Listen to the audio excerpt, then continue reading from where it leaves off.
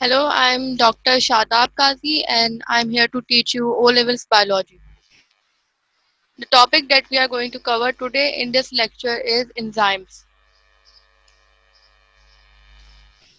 So, the learning objectives for today's lectures are what are enzymes, how enzyme works, and factors affecting enzyme activity. So, these are the basic things that you must be familiar with at the end of this lecture. To start with, what are enzymes?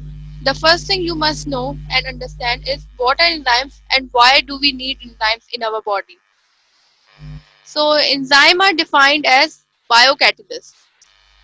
But what are catalysts? Catalysts are basically compounds or substances which speed up chemical reactions. Since these compounds or substances are present inside living organisms, thus they are called biocatalysts. So, the function of enzyme is to speed up chemical reaction. Now let's see a classic example of this over here, that what will happen if you will have enzyme. Okay, so let me use my pen.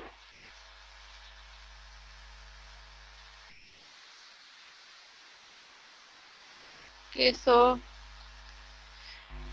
it shows the image over here shows a person, or let's assume it's you, and you are having a soda drink or carbonated drink in your hand. These carbonated drinks have water plus carbon dioxide gas. This carbon dioxide gas is dissolved in water at very high pressure. This results in the formation of carbonic acid, that is H2CO3. This when you so when you open, so what happened when you basically open the top of the can, there you hear some popping sound. So what produces this popping sound? This popping sound is produced because the carbon dioxide that was dissolved in carbonic acid, it starts to separate from the water, and the gas is released again. So that is why this popping of frizzy sounds that you hear when you are having a soda drink in your hand. That is basically because of the release of carbon dioxide from the liquid. Now, if you drink the same liquid, or when it touches your tongue, you can feel that frizziness, and you can hear more popping sounds on when the liquid touches your tongue. So what increases this popping sound? This popping sound is increased because you have enzymes in your saliva. This enzyme speed up the release of carbon dioxide. Since the release of carbon dioxide and breakdown of carbonic acid is increased, this increases their popping sound, and that is why you feel that frizzy sensation on your tongue. So the purpose of enzyme is to speed up chemical reaction. Now remember that in our body there are number of chemical reactions that are going on, and these chemical reactions are going on all the time. Whether you are sitting, whether you are sleeping, whether you are eating, or whatever you are doing, there are chemical reactions inside your body and they are going on. But the problem is that at the normal body temperature or at your temperature, these chemical reactions are quite slow. Uh, so what do we need is that we need some enzymes, or we need some catalysts to speed up these chemical reactions. Because if you don't speed up chemical reactions, the products that are essential for life, they will be released or they will be produced very slowly. And obviously we cannot wait for that long. Okay, so I hope I'm clear. The first point that that you should understand from here is that these are biocatalysts, and your body needs catalysts. Okay, so now let's move on. Let's first understand how the structure of enzyme is. Once you understand the structure of enzyme, then we will move forward towards the function of enzyme. That is how enzymes speed up chemical reactions. So remember that all enzymes are proteins. All enzymes are made up of proteins. There are numerous enzymes in your body and they all are made up of proteins. So this protein has a globular structure. Globular structure means they have a globe-like or three-dimensional structure. So this three-dimensional structure of enzyme, Remember that it has some pockets or groove at the top. This groove is called, or depression is called, active site. So this active site is the basically the site where the substrate or reactant will bind with the enzyme. Okay, so remember that enzymes are made up of protein. They have a globular structure with active site where substrate binds. I hope I'm clear till now. Let's move forward. So in order to understand the functioning of enzyme, that how enzymes speed up chemical reaction, let us first discuss how chemical reactions take place.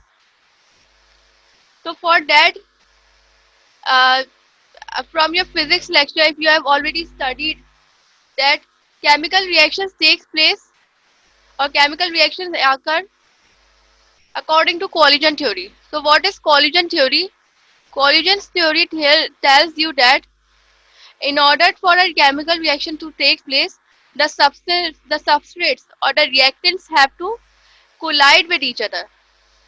Now remember that this collision needs to be effective. That is, an effective collision is when when the molecules collide with each other with the right amount of energy and the right amount of orientation or right orientation.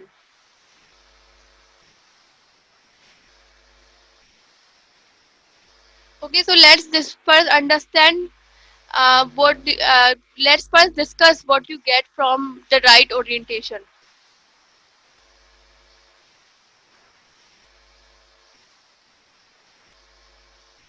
Okay, I'm sorry for that. Okay, so I'm sorry for that. It was some problem over here. Okay, so let's first discuss how orientation of molecules is going to affect the reaction. Okay, so with the circle, for example, this is your molecule A, this is your molecule B, and it has to convert. Let me write down the names of the molecules or the reactants.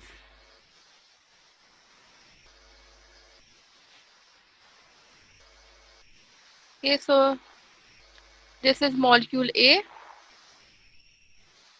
and this is molecule B. Now they have to collide and they have to convert into product C. Okay, so remember that for a chemical reaction to take place, the reactant will collide with each other. Now, for a collision to be effective, these molecules have to collide with each other with the right orientation. So, for example, now they are trying to make the product molecule A and B, and they are colliding with each other. For example, the orientation of molecule A is not right. That is, it is upside down, and molecule B is, I'm saying, it's also turned a mirror image of its. Okay. So now if these molecules will collide, the collision will take place. But since the molecules, since the orientation is not right, this collision will be ineffective. That is, it will not be converted into product. In the same way, if now their first attempt has failed, for example, now these molecules are trying again.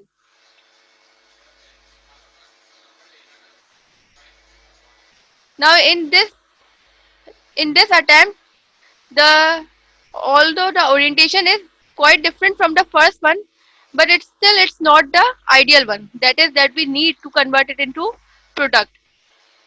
So this is molecule A, and this is molecule B. Okay, sorry for the drawing. Somehow it has managed,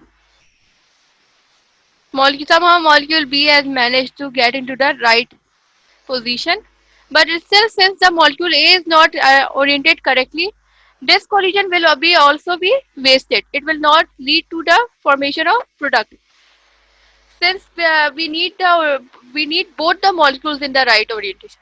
Now, for example, let's now these molecules are giving it a third try. Now the molecule A is oriented right, and let's say molecule B is also in its right orientation.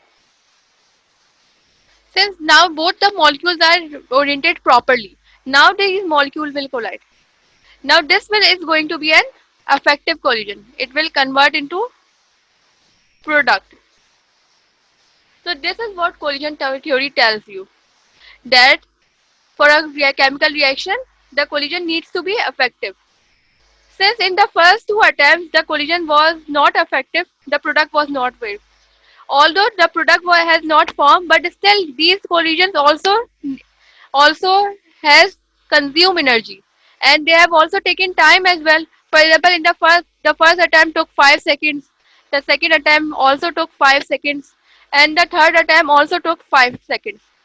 So the total time taken by these molecules to form the product was 15 seconds. Thus, one molecule of C was produced in 15 seconds. The reaction will take place in this way as well. But as you can see, it will require more attempts, it will require more collision, and it will require more time. Now let's consider that the same reaction is taking place inside an enzyme or in the presence of an enzyme. Now, in the presence of enzyme, let's see what will be the difference in the reaction. Let me clear this first. Okay. So let's move forward. Okay. So here it shows that the same reaction, that is A and B converted into C. Now this is taking place in the presence of a enzyme. See, what the enzyme is doing is that enzyme is providing the substrate a site or an active site where the substrate will bind. Now what the enzyme is doing, enzyme is just making sure that when the substrate binds with its active site, it's bind in a way that the orientation of both molecules is right. So here both the molecules are oriented properly. Let's assume that. Now these molecules will collide on their own in the active site of enzyme. Since the orientation is right, obviously we know that the collision will be effective and these molecules will be converted into product. So here, since the reaction has completed in first attempt, so it will take only 5 seconds. So from here it is quite obvious that inside an enzyme the reaction will complete faster than if it will take place without the presence of enzyme or in the absence of enzyme. So remember that enzyme is itself not taking part in the reaction. What the enzyme is doing is, enzyme is making sure that the reactants collide with each other in the right orientation and the collision is effective. So this is how enzymes work.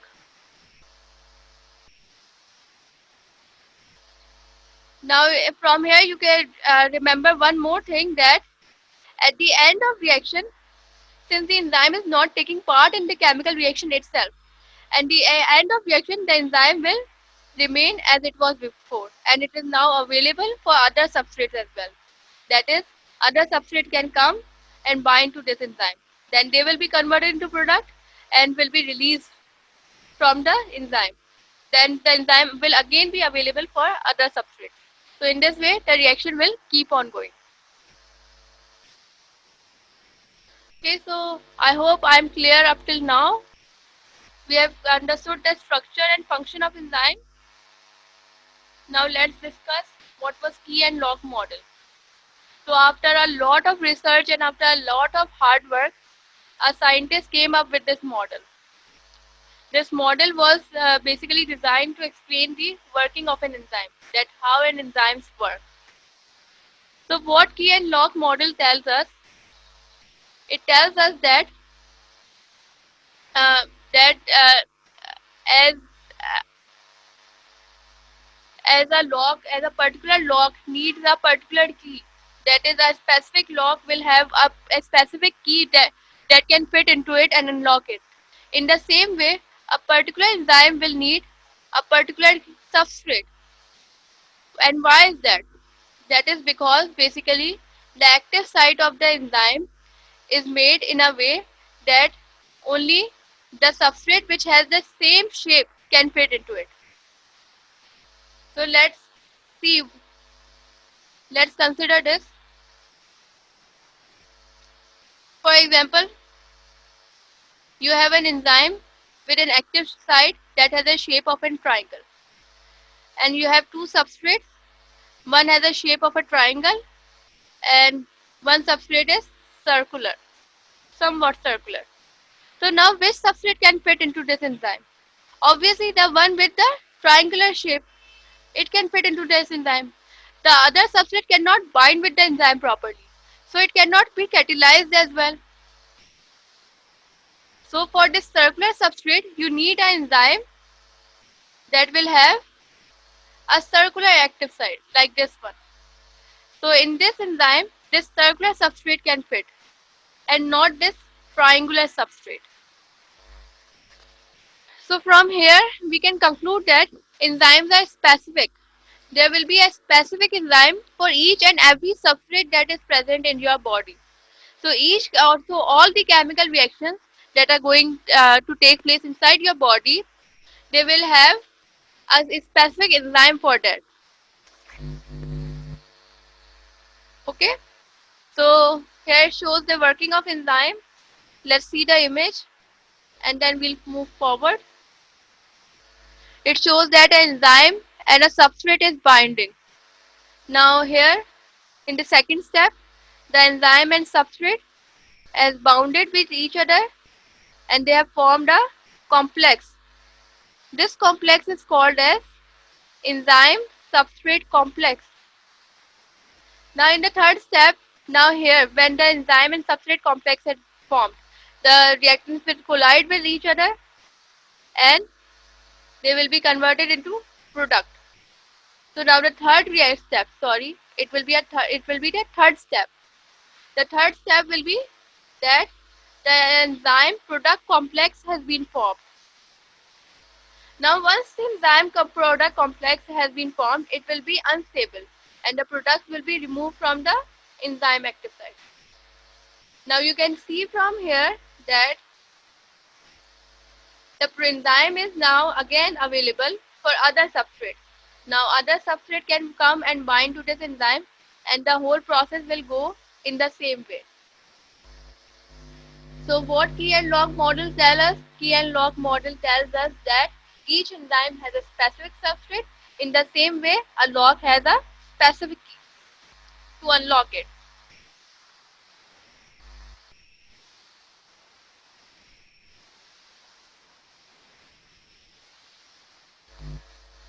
Okay, so now we have up till now we have covered the structure, we have covered the function of enzyme. Let's revise the main concepts that we have gone through, and then we will move on with the factors that are affecting enzyme activity. So what we have covered up till now is that enzymes are catalysts and all the enzymes are made up of proteins. These enzymes will have a active site or a groove, and in this groove the substrate will bind to it. So this is the main structure of enzyme. Now how enzymes will function? Enzyme will function when for example a chemical reaction will take place when the molecules will collide. So for a reaction to take place, the collision of molecules should be effective. In the same way, so what the enzyme does is enzyme makes sure that when the substrate binds to its active site, they have bounded in a way that they are oriented properly, and so when they will now collide inside the active site of enzyme, now the collision will be effective in the first attempt. So this reaction that will take place in the enzyme will take less amount of time than the reaction that was going to take place without the enzyme.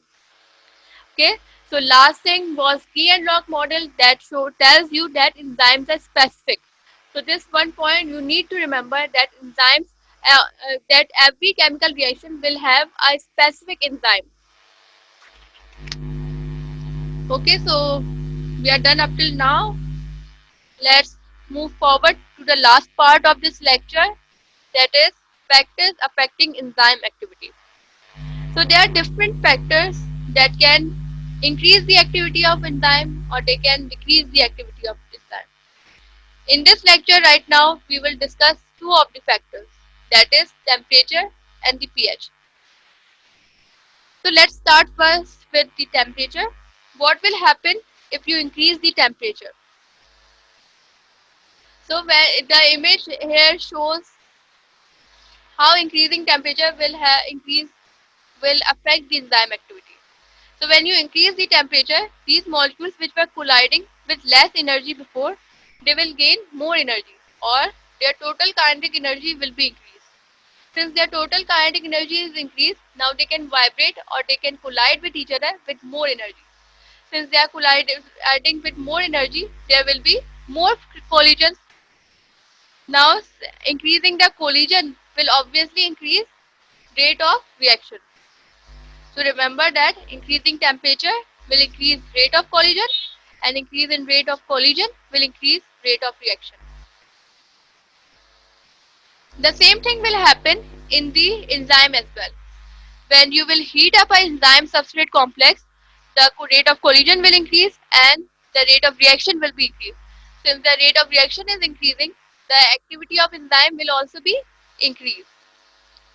Now from the graph you can see that the amount of product is increasing. This shows that the rate is increasing. At one point, that is the top, at this point, the activity of enzyme will be maximum. This point is called optimum temperature. So remember what is the optimum temperature. Optimum temperature is the temperature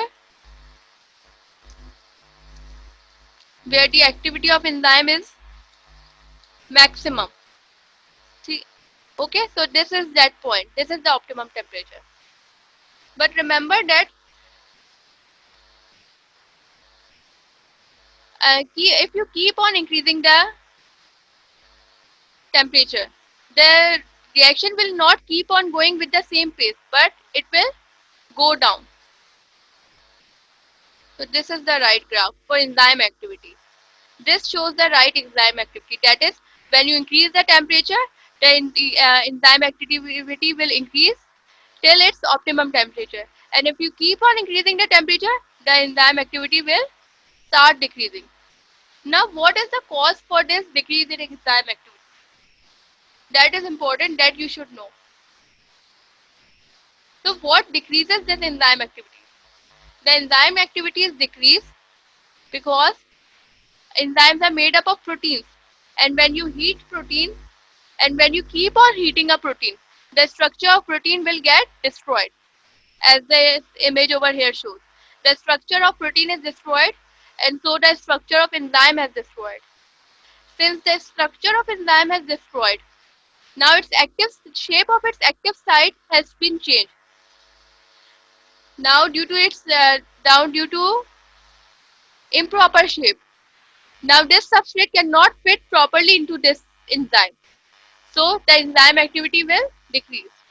So remember that raising the temperature too high can denature the enzyme. So the substrate doesn't fit in it anymore. So this will cause decrease in enzyme activity after optimum temperature.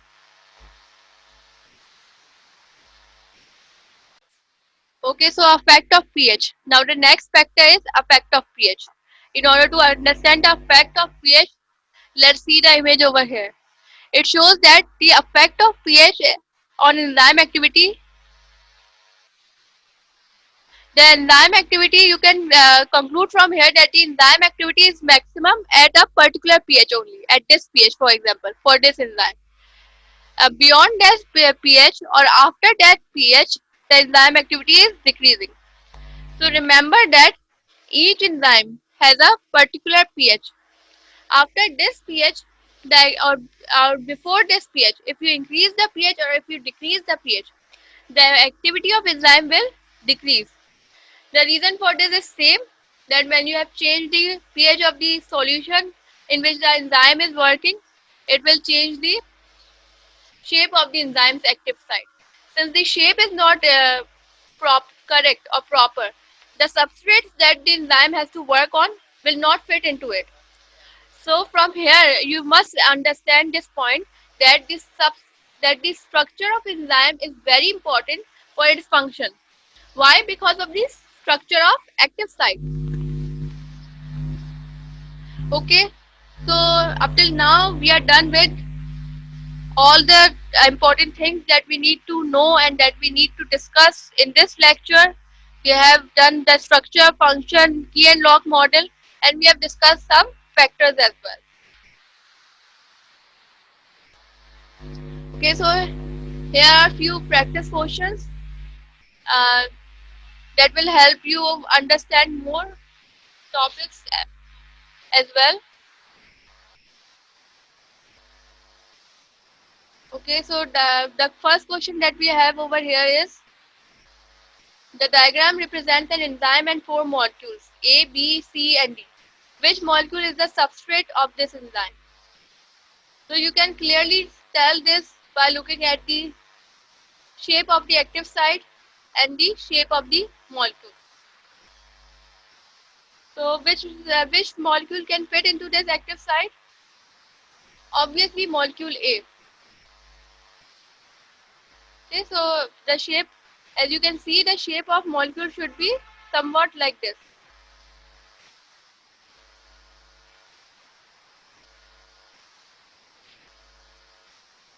So this resembles closely to molecule A. So molecule A is the substrate of this enzyme.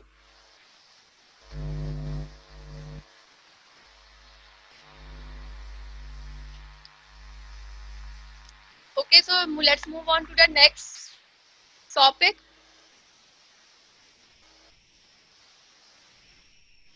Uh, okay, sorry. Let's move on to the next question. That is, X and Y are the reactions in a chemical reaction for which E is the enzyme. X and Y are the reactants in a chemical reaction for which E is the enzyme. The product is Z. The first three stages in the reaction are shown. The first step is, so here they have given you the steps of reaction. You have to tell what will be the last step of this reaction.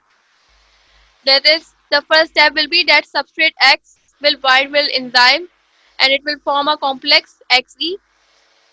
The next step is substrate Y will bind with Xe complex and it will be formed XYE complex, that is substrate and enzyme complex.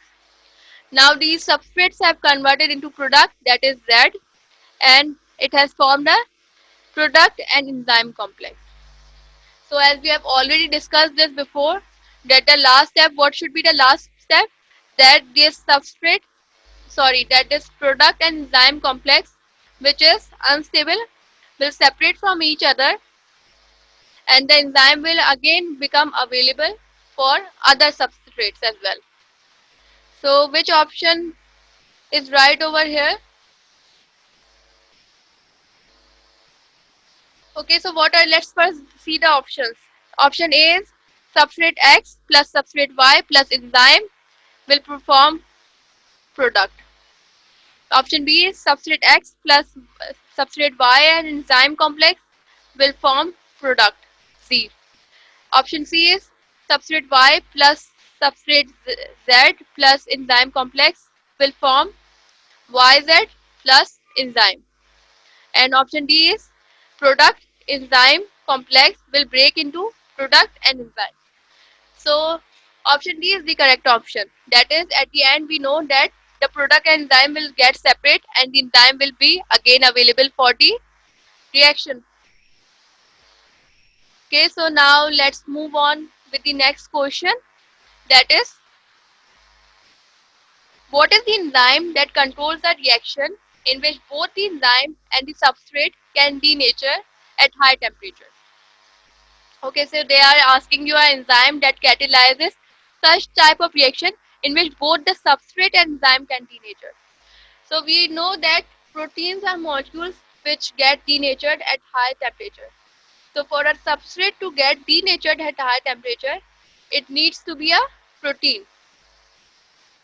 So an enzyme and the substrate both needs to be made up of protein. So what are the options that we have here? Option A says amylase. Amylase, we know the substrate for amylase is starch, and starch will not get denatured at high temperature. Option B is insulin. So insulin is not an enzyme, so obviously it's not the right answer. Option C is lipase. The substrate for lipase is fats or lipids. So this is also not going to be the right answer. Option D is protease. Okay, so the substrate for protease is protein. So since both the substrate and enzyme they both are made up of protein, they both will get denatured. So the right answer for this question is protease. That is, protease will be the enzyme that will control a reaction in which both the enzyme and substrate will get denatured. Okay, so I hope I'm clear up till now. This is probably the last slide and last question. Okay, so the next question that they have given us over here is, which statements are correct for all enzymes? Option 1 is they are proteins. Okay, so we know that all the enzymes are protein. We have discussed this before and we all agree to this point. So this is the right option. Now option B is, or option 2 is, they are secreted into the alimentary canal. Okay, so not all enzymes are secreted into the alimentary canal. Means there are many enzymes that are secreted into the alimentary canal, but on the same way, there are many enzymes that are working on other sites in your body as well. This include your mouth. There are many enzymes in your saliva, and there are many enzymes that are present inside the cell as well. They are not released anywhere. So option 2 is incorrect. Okay, option three. Let's see what option 3 says. So it says they speed up biochemical reactions. Okay, so yes, all enzymes are catalysts. So since they are catalysts, obviously all the enzymes will speed up chemical reactions. So option 3 is correct as well. Now let's move forward to option 4. None of them work at low pH. Okay, so that's not quite right because there are enzymes that work at low pH. Means there are enzymes that are present in your stomach. They are working in your stomach. And what is going to be more acidic than your stomach? Means if you see it's a bag full of HCl. So no, there are enzymes that work at low pH. There are enzymes that work at high pH as well. It does depend upon the optimum pH that is required for that particular enzyme. So it's not correct for all enzymes. So what is option 1 is right and option 3 are right. So this makes option A is correct option. Rest of the are incorrect. So the answer for this question is option A. That is 1 and 3. Okay, so now let's move towards our next question, that is, in an enzyme action, where is the active site and where are the log and the key? So you have to basically tell the site of active site and the site of the log and what is the key in this whole model. So option A says on the enzyme is the active site, on the substrate is the key, and on the enzyme is the log. Option B says on the enzyme is the active site, on the enzyme is the key, and on the substrate is the log. Option C says on the substrate is the active site. Option okay, on the enzyme is the key, and on the substrate is the log. Option D says on the substrate is the active site, on the substrate is the key, and on the enzyme is the log. So the active site, we know that it is going to be on the enzyme, and the key is going to be your substrate because it is going to get attached, or the key gets attached, or the key gets fixed into the log. So the substrate will be the key and the log is going to be your enzyme because the log is where the key will come and fit. So keeping these things in mind, option A is the right answer. That is, on the enzyme is the active site, on the substrate is the key, and on the log will be the enzyme. On the enzyme will be the log, sorry. Okay, so that was it. We are done with the questions. I hope I have made them clear to you. In case if you have any queries now, then you can comment on this video and I will reply them as soon as I can. So thank you again and hope you like this video. I will be back with more lectures soon inshallah.